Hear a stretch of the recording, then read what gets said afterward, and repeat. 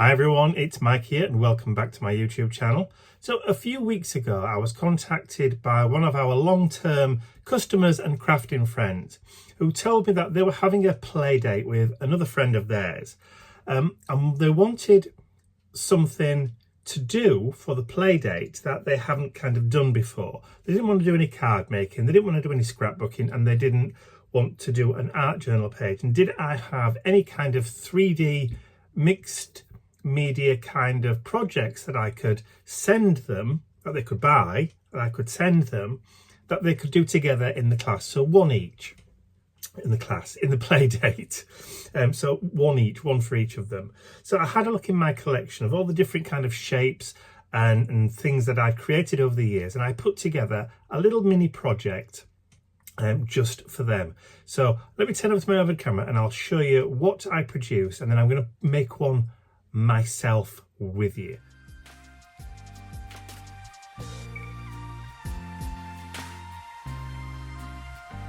So these are the two little sheets that I created. So the first one is like a faux, it's a substrate. So this is the base that you're going to be building up on. So this is like a faux plank, which will be perfect if you've got a wood grain stencil to add some faux wood grain to, which I will be doing in a little while. And then we've got a sheet of elements that we can put together to create a little 3D project in whichever way that you fancy.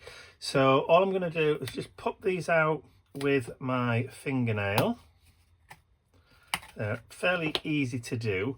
If you've not seen one of these pop-up or pop-out kits before, all you do is just, if you don't know where the tabs are, because each of the pieces are held in by tiny little tabs, if you don't know where they are, just hold the sheet up to the light and you'll be able to see where the tabs are in the sheet.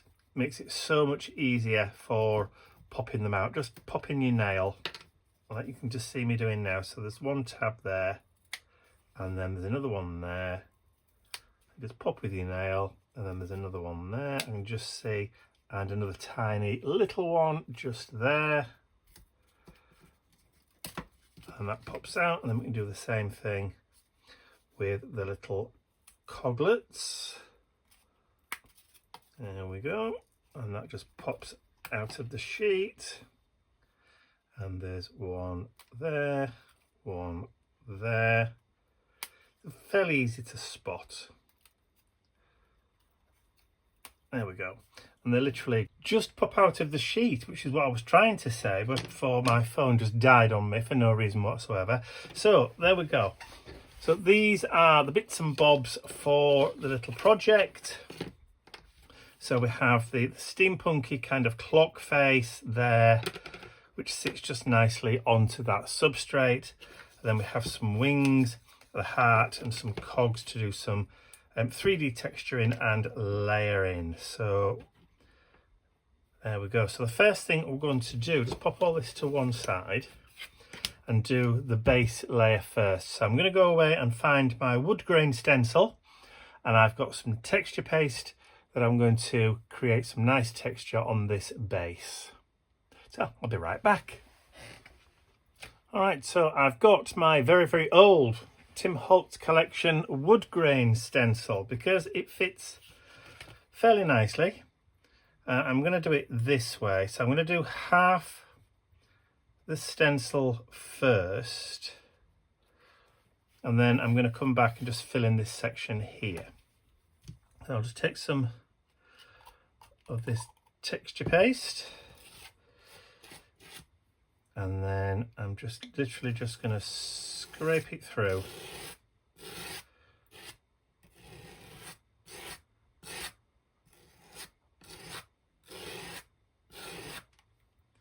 Like so.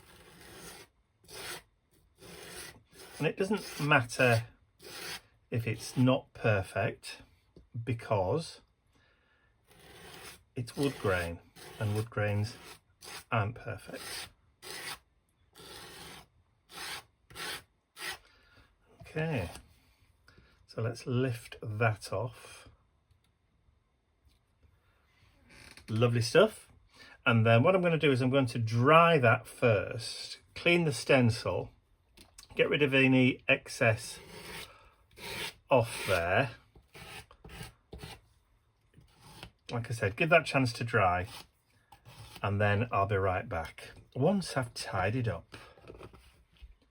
That's all dry now, so what I'm going to do is just use this middle section of the wood grain. These wood grain stencils are notoriously flimsy, and just by the nature of the pattern that's actually on them, so you just have to be very, very careful, that's all. Right, let's grab some more texture paste. And then just run that down.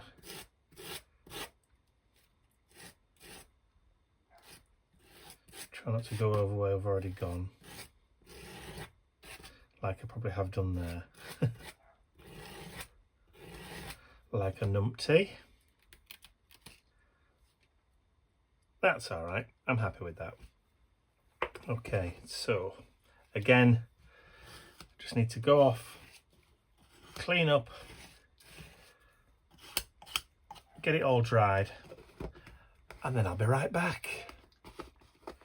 Okay, so now that it's dry, I'm going to go over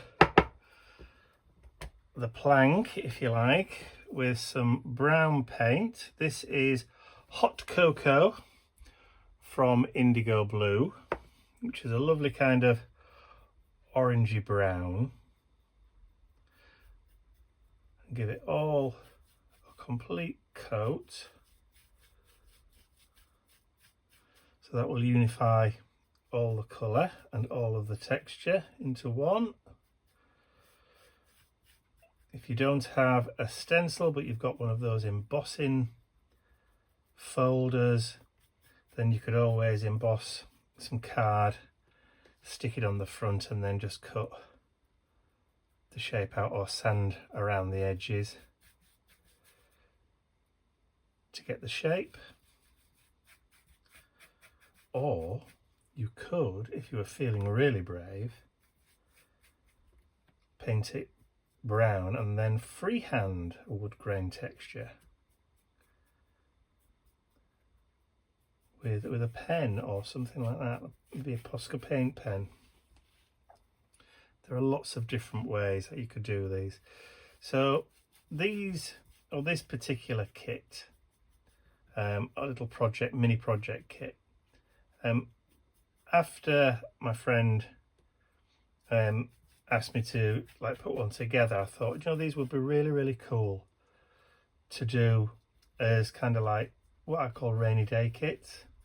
So you could have one of these in your stash and just keep it for one of those days when you've got nothing to do, or you're looking for something to do, and you don't want to do card making, you don't want to do scrapbooking, you don't want to do a full art journal page, but you just feel like making something, nothing on the TV or anything like that, and you just have it in reserve.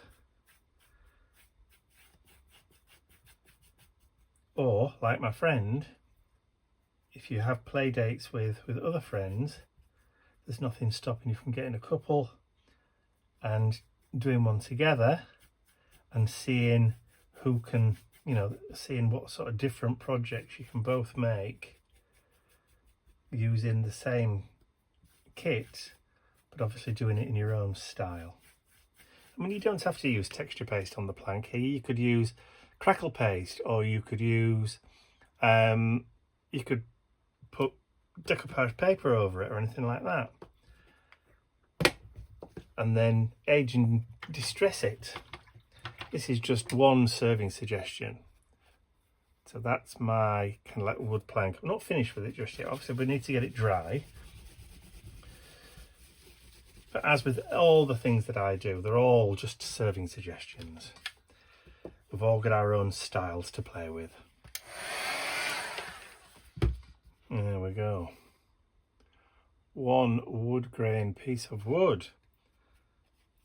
So it could probably do with another coat, which I'll probably just quickly give that now, and then I'll whip away and do that, because you don't want to sit and watch me do the same thing again. And then I'll join with you again once it's dry and had its second coat.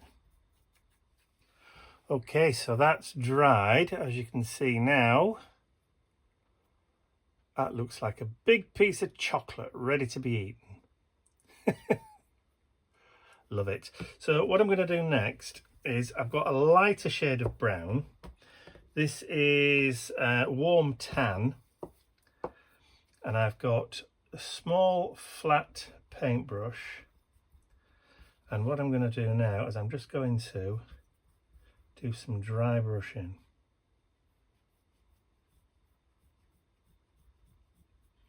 And I'm just going to gently just pick out some of that texture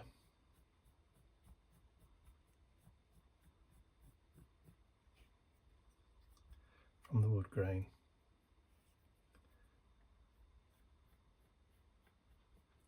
So this will take a few minutes.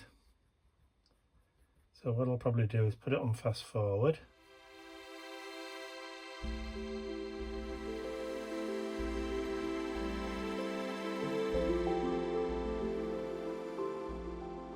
Okay, so that's just added a little bit of texture to that background. Just give that a little bit of a lift. So I'll just get that dried off, have this cleaned up, and then I'll be right back. Okay, so for the next piece, which is the clock face, I'm going to paint that with a metallic kind of coppery colour. Now I've run out of copper, so instead I'm going to use another colour which is very similar, but it has got gold tones in it. It's got like reddish gold, but it's still a really nice kind of coppery shade. So this, again, this is from Indigo Blue. It's called 24, no, sorry, not 24 karat gold. It's called rose gold. There you go. So I'm not sure whether this is going to be one of the colours that they're going to be discontinuing, but any kind of copper colour, copper or gold really. I mean, if you wanted to, you could add embossing powder to give it depth and texture if you really wanted.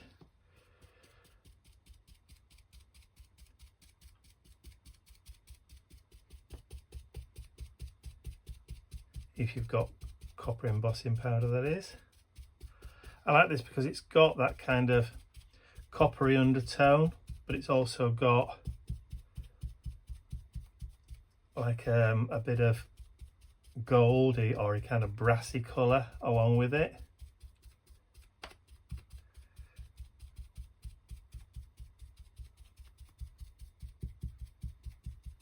And I'm using a sponge, as you can see.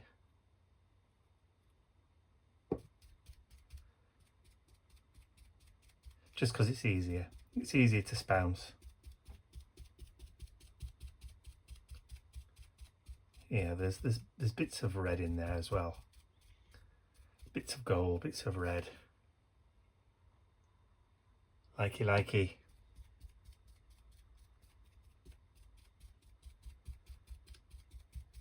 I like that a lot. All right, so again, get it dried off, get it all cleaned up, and I'll be back.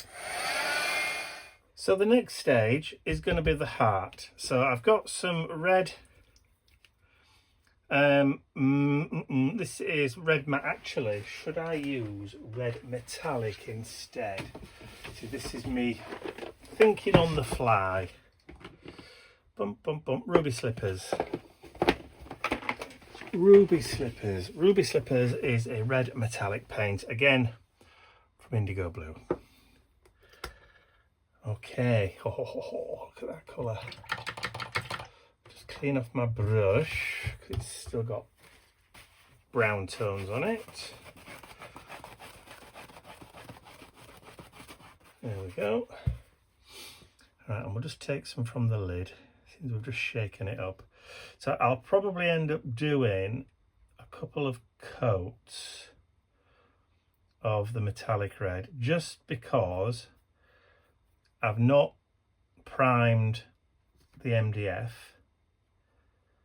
So the first coat will just soak right in and become almost like a prime layer or a primer layer. And then any subsequent coats after that should then sit on the surface better.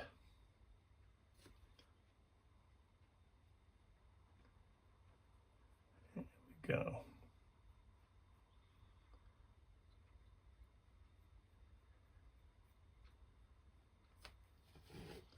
And then we'll just catch that end.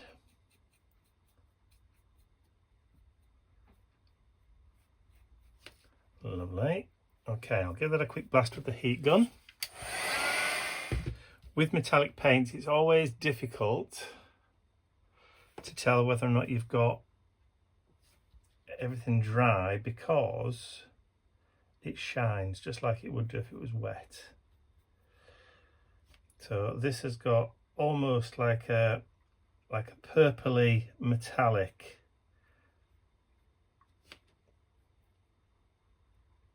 in with the red. So it does look almost, if you catch it in the right light, it's almost violet.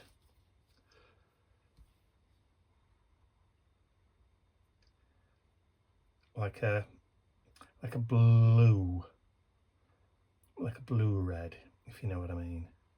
A bluey red, a cool red. There you go, that's the words I'm looking for. Like I said, I'm going to do a couple of coats. So I'll just give that one a quick blast as well.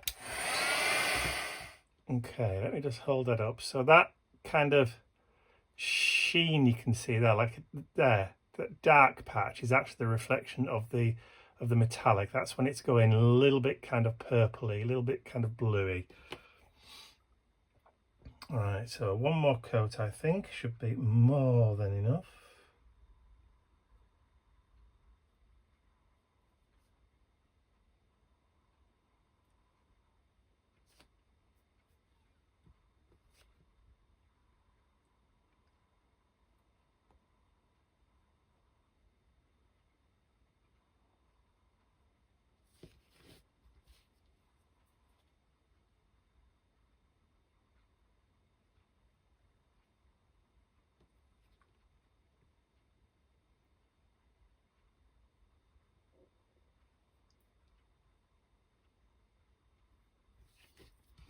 Okay, I think that's going to be enough. So again, let's get that dried off. Alrighty then. So that's had 3 coats of that metallic paint. You can see there is a nice shine on there now, but I want a gloss. So what I'm going to do is I'm going to grab some grab and go glue, which is a fairly strong adhesive. I left the lid off. I left the top off the other day. There we go, that should do. So grab and go was designed to use with wood, so you can just like a thick PVA, so that all you had to do was just put a bit on, it would grab, and then you literally just carry on with your project. So what I'm going to do is I'm just going to load up some of the grab and go on a sponge, and then I'm going to go over the whole thing.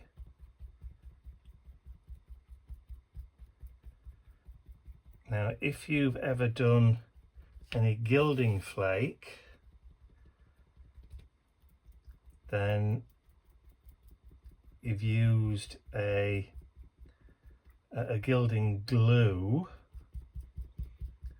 In the case of indigo blue, it's their flitter glue. Then this is pretty much the same kind of technique. So you can add a layer of glue onto your chosen project piece like this, and then you can add your gilding flake if you want to. I'm not going to this time. I'm not using gilding flake, although that would be a nice idea. What I'm going to do instead, just clear that glue out of the way, is I'm going to use clear embossing powder. So I've got some thick embossing enamel. So this is called Glorious Clear.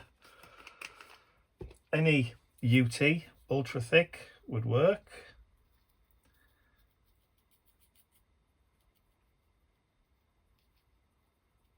Because the glue is quite strong, it will hold the ultra thick.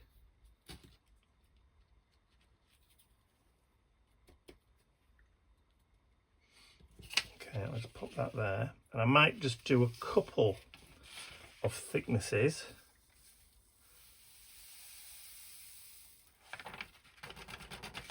Of the embossing enamel. Okay. Get the heating done up first, the temperature.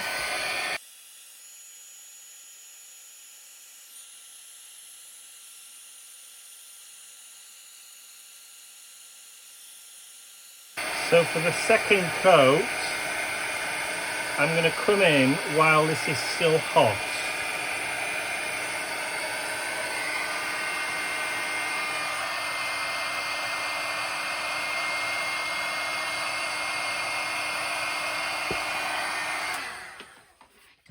So while that was still hot, that's, just trying to look for my tweezers, there we go.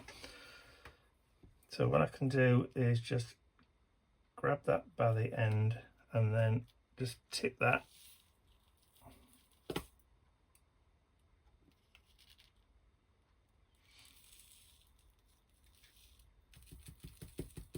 Again. Put it to one side.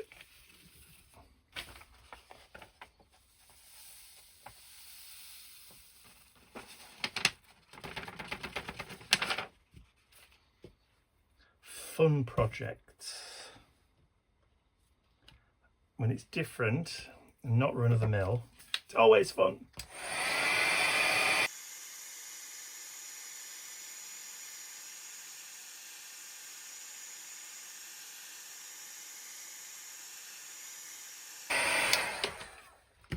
Alright, so you can see that kind of enamelled effect on the front of that. I ain't finished yet. I want one more layer of the embossing powder, and then before I let it cool, I'm going to stamp into it, creating a kind of intaglio effect.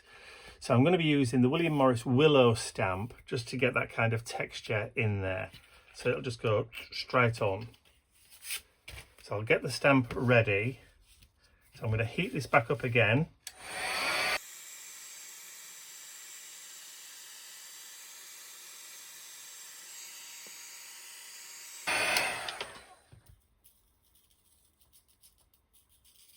You've got to get in there really quick before it kind of starts to set again. Nearly put the lid back on it then.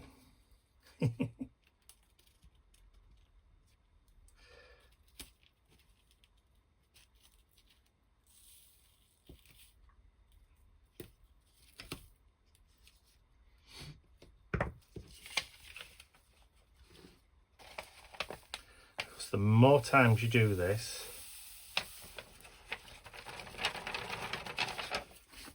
the deeper your kind of intaglio effect will be.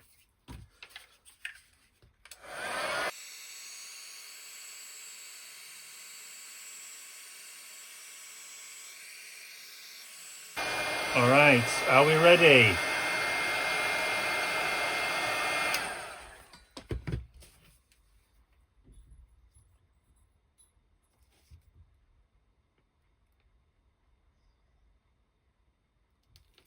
And then I'm going to leave that for a minute or two. Hello, boys. Mr. Bentley and Mr. Nip have just come charging across the landing.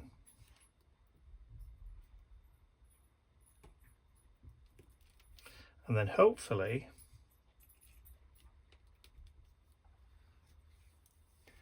got that beautiful kind of effect. Oh, just missing a little bit in that corner, but never mind. I'm happy with that. I am very happy with that kind of willow pattern on there. Okay, so we need to cool that down. I think the boys want to go out for a wee, so I'll be right back. Okay, so the next stage is going to be the wings. So again, I'm going to use a sponge, mainly because I'm going through the ink blending foams at an alarming rate. At a very, very alarming rate. And this is just as good as any. So there we go. So the boys didn't want to go out for a wee, they just wanted a treat. They wanted a cuddle, a snuggle, and then they wanted a treat. I opened the door to let them out, but they just both stood looking at me as if to say, I won't go out there. I'm not going outside. Are you mad? So anyway, so I just gave in completely and gave them both a treat, and they're both happy now. Oh, and cuddles, kisses of course. Yeah, because that's what puppy dogs are for. Kisses and cuddles. And spoiling rotten. Okay, so that's one section. What I'll do is I'll just dry that bit off so I can turn them round, and then I can Bentley and Nipper's back. Hello. You're not having another one? No. So it's real quick. No, you only get one treat. So you can sit there whining and looking as cute as I don't know what. As much as you like. I know I'm a pushover most times, but not today because I'm busy. As busy. And if you sat right behind me now, behind my chair.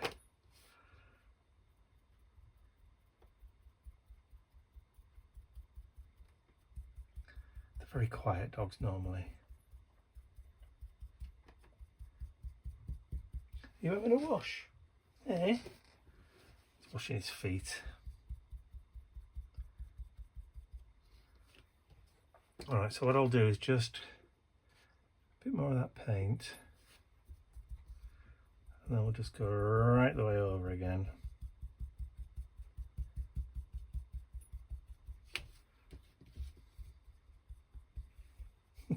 Both of you now.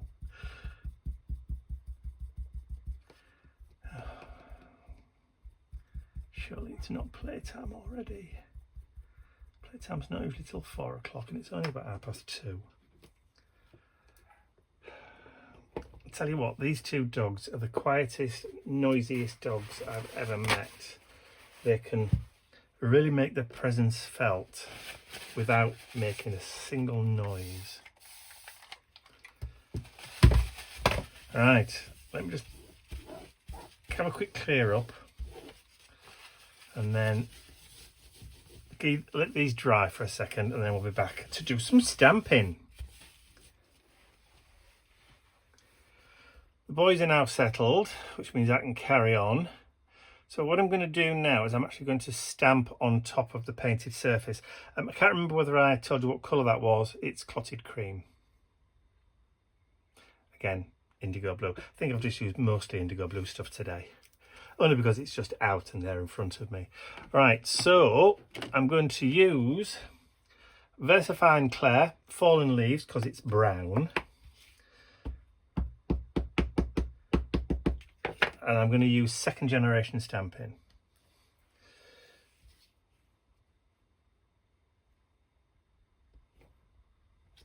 And I'm trying to get it so it's the right way up. Now the reason I'm doing second generation stamping is because if I did first generation stamping, it's too much.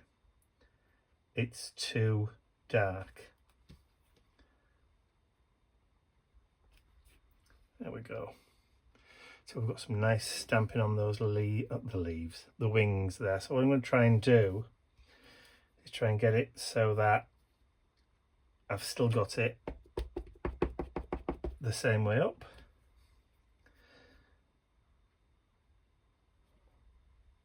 Like so. I'm just stamping off to one side.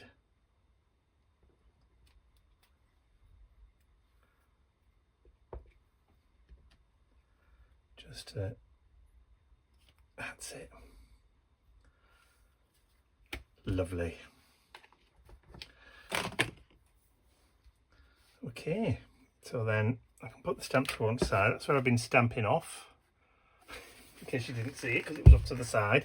So the next thing that I want to do is to bring in some distress ink. Let's just grab some of that, and then for that I'm going to use brushed corduroy, because I still haven't replaced my vintage photo. And then what I'm going to do is I'm just going to go around the edges just to give it a bit of grunge, which we haven't done for anything else. So I haven't done it for the plank or for the steampunk clock face. So we've only done it for the wings. So we're only dirtying up the wings.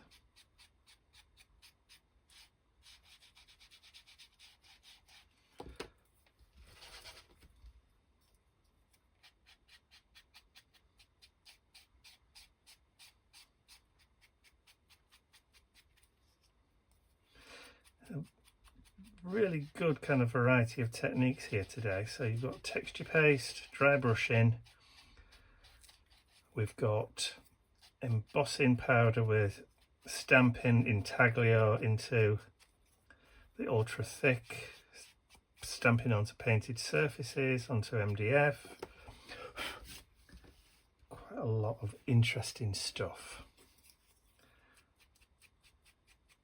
So if you were to buy one of these kits, which are on the website now, by the way, there's a new section called Rainy Day Projects. So that's that done.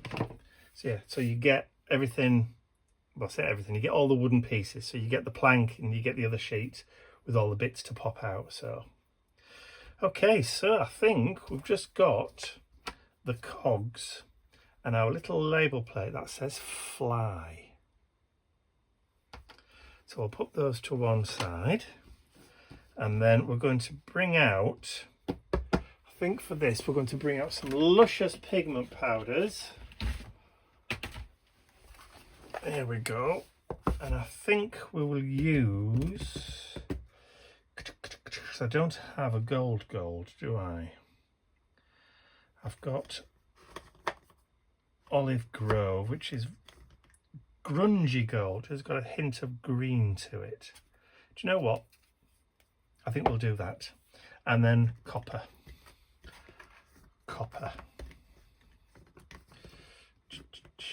Penny Dreadful. There we go. Those two. Nice lovely copper colour. So what I need for this is some gilding gum, which I haven't got any left. My gilding gum has run out, I think. Oh no, there's still some left. So the gilding gum was specifically designed to work with the luscious. So what I'm going to do is I'm going to mix, need a small brush. I'm going to mix some of the gilding gum gloss medium with the Penny Dreadful. Yeah, there's not a lot of this left, I don't think. Oh, that should do us actually for both. So I'm just going to wet the brush, dip into the Penny Dreadful, and then I'm going to mix the two together, and that's going to create me a permanent metallic copper paint. Doesn't really make any difference which way around here we go.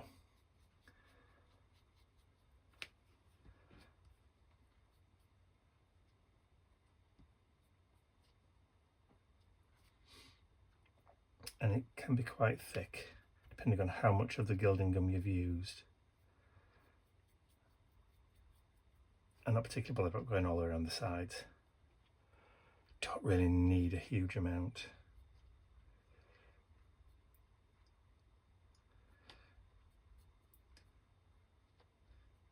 There we go. So that's that. Let's give that a clean off. Clean the brush. If you let the brush dry with the gilding gum and the metallic luscious on, it will set. It will set hard. So you've just got to be very, very careful. Right, so grungy gold. Just give it a shake up, shake it to wake it. There we go. And then wet the brush. Go in and grab some. And then I'm going to create that kind of antique, brassy kind of gold colour.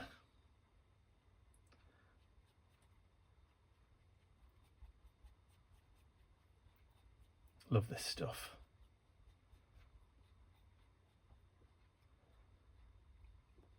All right, and then we're going to do a little fly label.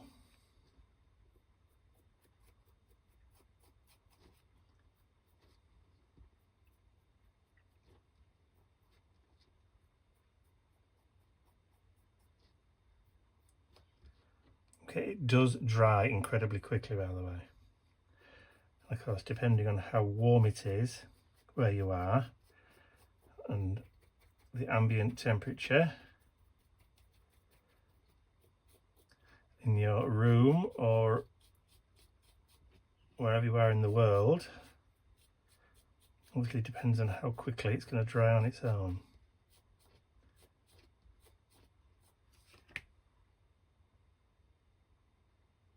Look at that. But of course, you can help it along just by giving it a quick blast on your heat gun or with your heat gun. Just remember to close your lid. Under normal circumstances, I would say that it would probably only take about 10 minutes to dry anyway. Even in winter here in the UK. But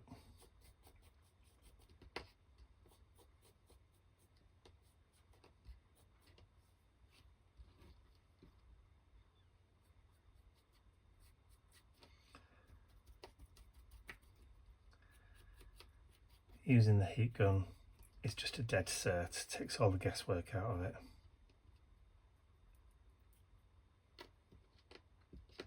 Oops. See how tacky it's getting on my fingers. All right. By the time I've tidied up, cleaned everything up, and then widened the scope of the vision on the camera again, because it's time to start constructing. Okay, so I'll be back in a minute or two. Well, a minute or two for me, for you it'll be like a few seconds. All right, we've had a bit of a tidy up. I've had a chance to go down and make myself a quick cup of coffee. So, time to start constructing. So I've just got some Elmer's skull glue, just PVA. I've not got a lot of this left. So I'm just going to quickly just go around, just dotting some around the edges. It will dry clear, so no need to worry if any of it spills out. And I've managed to get some on my t-shirt already. So let's do it.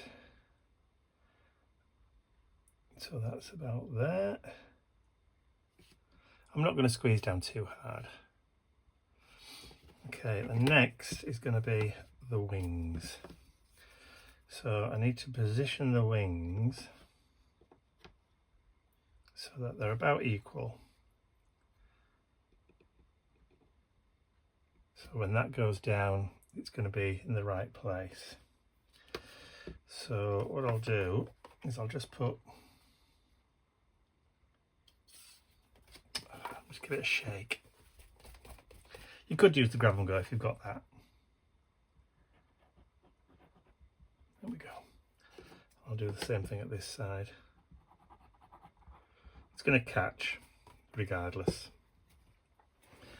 Right, so let's try and get this so that it's lined up and straight.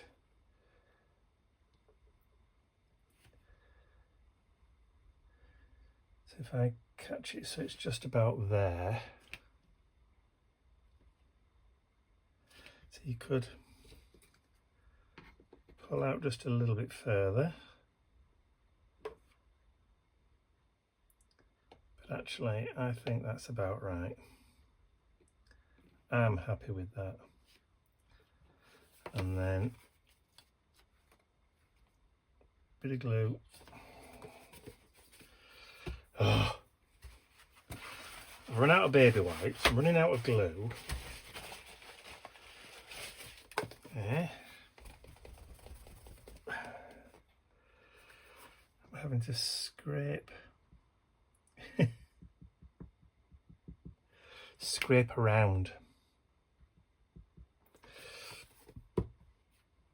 All right, so let's drop that down now so that it's there right in the middle.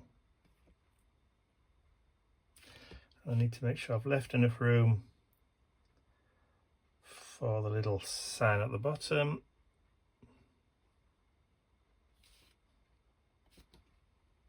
Yeah, like that.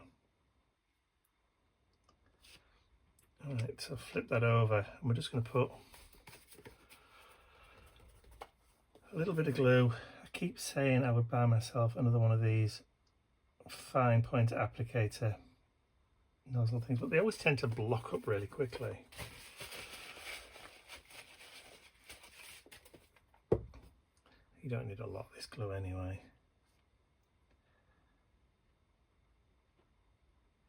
Drop that there.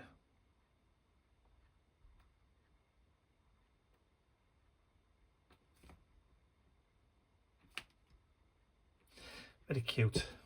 Okay, so let's do the smaller cog first.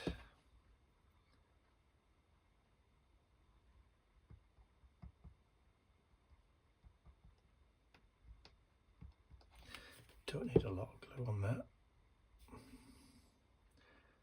I'm going to just do it so it's slightly off center, like so, and then flip that over.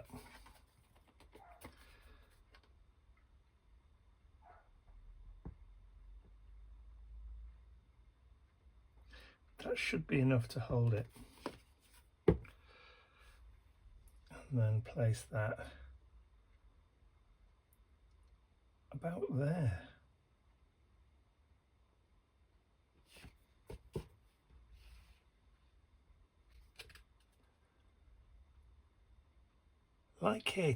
Like it a lot.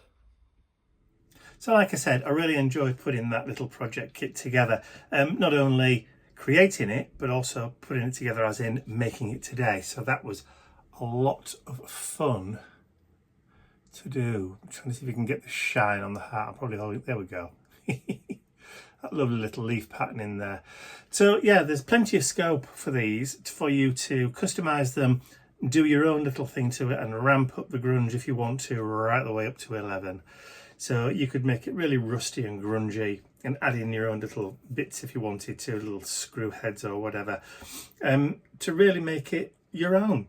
So I enjoyed doing this so much that I sat over the weekend and created another 7 different little mini projects, little rainy day projects, which I will share with you over the next few weeks.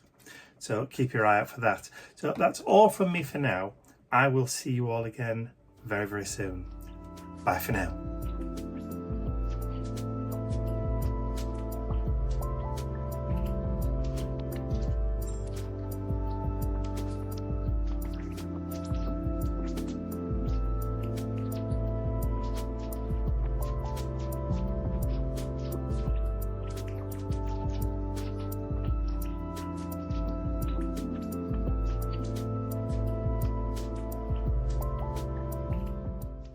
I'd like to say a huge thank you to all of my angels, because without you, these videos would not be possible. And don't forget, you can access your exclusive angel-only content over on my website. There's a link in the description area below.